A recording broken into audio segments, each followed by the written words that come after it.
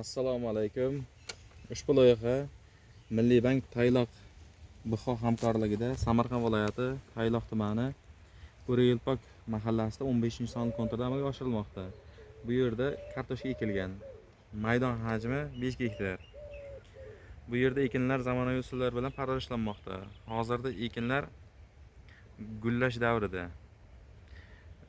Ekinlarni yetishtirish 90 kun davom etadi. Yetishtirish jarayonida sug'oriladi, tabiiy va mineral o'g'itlar bilan oziqlantiriladi. Ushbu loyihaga 12 ta dehqon xo'jaligi biriktirilgan. Har bir dehqon uchun o'rtacha 41 sotixdan to'g'ri keladi.